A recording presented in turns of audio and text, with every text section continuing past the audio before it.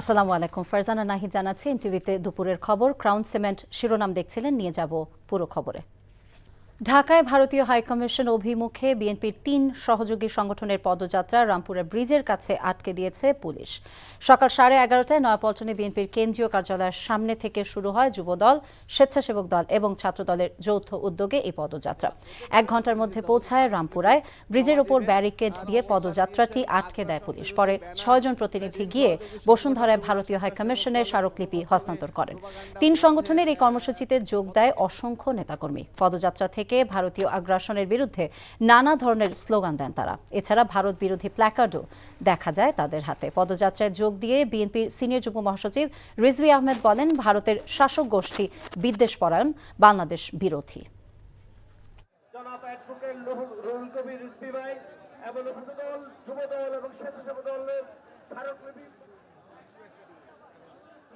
অন্যের প্রতি অসূয়া ছাড়া, ভিন্ন ধর্মের প্রতি তারা প্রতিহিংসা দেখানো ছাড়া ওদের আর রাজনীতি নেই।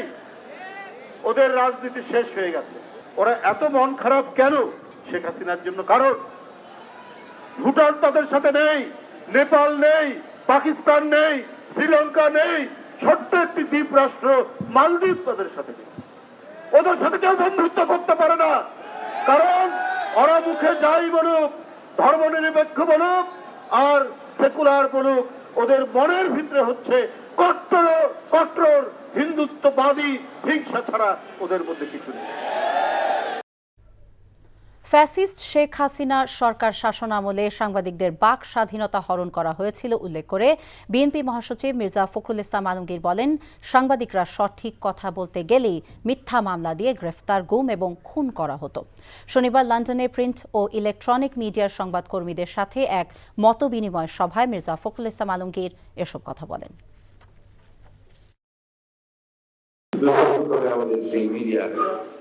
নষ্ট করে ফেলেছে শেখ হাসিনা, যার ফলে আমরা 15 বছর আন্দোলন করেছি। আমাদের আন্দোলন অনেক খারাপ করে দেখার চেষ্টা করা বিএনপি একা ছিল না, কিন্তু বিএনপির মধ্যে অনেকগুলো কাজ করতে পেরেছিল। আমাদের দেশের বেগম খালেদা জিয়া কারাগারে যাওয়ার পর থেকে কারাগারে গেছেন কিন্তু মিথ্যা মামলায়। অবৈধভাবে কোনো বিদেশি বাংলাদেশে থাকতে পারবে না বলে জানিয়েছেন স্বরাষ্ট্র উপদেষ্টা অবসরপ্রাপ্ত লেফটেন্যান্ট জেনারেল জাহাঙ্গীর আলম চৌধুরী। আইন শৃঙ্খলা পরিস্থিতি সংক্রান্ত সচিবালয়ে এক বৈঠক শেষে দেশে এই মুহূর্তে অবৈধ বিদেশি কতজন আছে তার সুনির্দিষ্ট পরিসংখ্যান নেই বলে জাহাঙ্গীর আলম জানান। সীমান্তে পুরোপুরি সতর্ক আছে বিজিবি, এমনটা জানিয়ে তিনি বলেন, কোনো অবৈধ অনুপ্রবেশ বরদাস্ত করা হবে না। ভারতের সাথে সম্পর্কের বিষয়ে পররাষ্ট্র মন্ত্রণালয়ের আলোচনা হচ্ছে বলেও জানান জাহাঙ্গীর আলম চৌধুরী। এদিকে স্বরাষ্ট্র মন্ত্রণালয় এক বিজ্ঞপ্তিতে বলা হয়েছে, যে সকল অবৈধ বিদেশি নাগরিক বাংলাদেশে অবস্থান করছেন তাদের প্রয়োজনীয় কাগজপত্র অর্জনের জন্য অনুরোধ করা হলো, অন্যথায় আইনানুগ ব্যবস্থা নেওয়া হবে। কোনো বিদেশি অবৈধভাবে বাংলাদেশে থাকতে দেওয়া হবে না। কোনো বিদেশিকেই অবৈধভাবে বাংলাদেশে থাকতে দেওয়া হবে না। এটা আপনারা ভালোভাবে এই নিউজটা করবেন এবং এই যে আমাদের যে বিজ্ঞপ্তিটা এটা খুব ভালোভাবে আপনারা প্রচার করে দেবেন। কতজন আছে বলে আপনাদের কাছে কোন কোন দেশের এই কতজন আছে এই স্ট্যাটিস্টিক্সটা আমাদের কাছে এখনো নাই। যদি স্ট্যাটিস্টিক্সটা নাই, এটা যদি থাকতো তো আমি বলে দিতাম যে এতজন আছে। অনেক দেশেরই আছে, আমি কোনো দেশের নাম মেনশন করতে চাচ্ছি না, বাট কোনো দেশেরই আমরা এই অবৈধ নাগরিককে বাংলাদেশে থাকতে দিব না। এটা কোনো হঠাৎ না এটা কোনো হঠাৎ করে সিদ্ধান্ত না, এটা হঠাৎ করে সিদ্ধান্ত না, আইন শৃঙ্খলার সাথে এটার কোনো জড়িত নেই।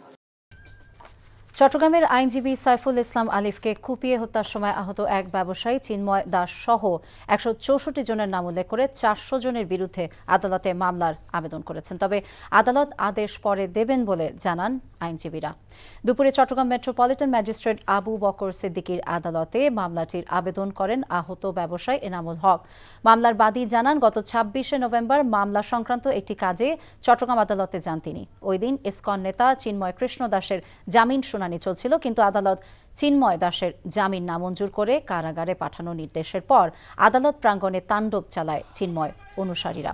এ সময় এনামুল হককেও চিন্ময়ের অনুসারীরা গুরুতর আহত করে। পরবর্তীতে হাসপাতালে চিকিৎসা শেষে আজ আদালতে 400 জনের বিরুদ্ধে মামলার আবেদন করেছেন তিনি। আদালতে আহত ব্যবসায়ী এনামুল হকের জবানবন্দি গ্রহণ করা হয়। এদিকে আইনজীবী সাইফুল আলিফকে হত্যার প্রতিবাদে এবং দ্রুত বিচারের দাবিতে আদালত চত্বরে বিক্ষোভ করেছেন আইনজীবীরা। মূলত দাড়ি টুপি দেখার কারণে, পায়জামা পাঞ্জাবি দেখার কারণে আমার আক্রমণটা করছে। অন্য কোনো উদ্দেশ্যে আমি মনে করি না। আমার সাথে এখানে কোনো সম্পর্ক ছিল না। আমি আসছি ব্যবসায়ী, আমি রেজিস্ট্রি দিতে আসছি, রেজিস্ট্রি দিয়ে আমি চলে যাবো বাস। এই আহত ব্যক্তি আজকে চিন্ময় দাস সহ মোট 166 জনের বিরুদ্ধে বিজ্ঞ MM আবু বকর আদালতে মামলা দায়ের করছেন।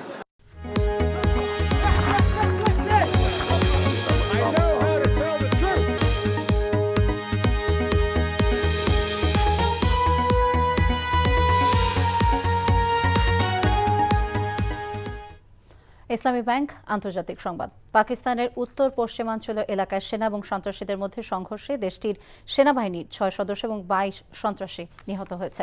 পাকিস্তান সেনাবাহিনীর পক্ষ থেকে এই তথ্য জানানো হয়। সাম্প্রতিক সময়ে ওই অঞ্চলে ইসলামিক ফাইটার নামে পরিচিত একটি সন্ত্রাসী গোষ্ঠী নিরাপত্তা বাহিনীর উপর হামলা বাড়িয়েছে বলে জানানো হয়েছে। সেনাবাহিনীর এক বিবৃতিতে বলা হয়, গোয়েন্দা তথ্যের ভিত্তিতে ওয়াজিরিস্তান এবং পার্শ্ববর্তী এলাকায় অভিযান চালানোর পর সংঘর্ষের সূত্রপাত হয়। এতে 3টি জেলায় তীব্র লড়াই হয়। তেহরিকি তালেবান পাকিস্তানের নেতারা জানিয়েছেন তাদের যোদ্ধারা নিরাপত্তা বাহিনীর ঘাঁটিতে হামলা করেছে, তবে সংগঠনটি তাদের কতজন সদস্য নিহত হয়েছে তা উল্লেখ করেনি। এই ছিল দুপুরের খবরে। এই খবরের ভিডিও আপডেট জানতে ভিজিট করুন এনটিভি অনলাইন www.ntvbd.com। এছাড়া এনটিভি জনপ্রিয় সব অনুষ্ঠান এবং খবরের আপডেট জানতে ভিজিট করুন আমাদের ইউটিউব এবং ভেরিফাইড ফেসবুক পেজ। 5টায় দেশের খবর দেখার আমন্ত্রণ রইল। সবাইকে ধন্যবাদ।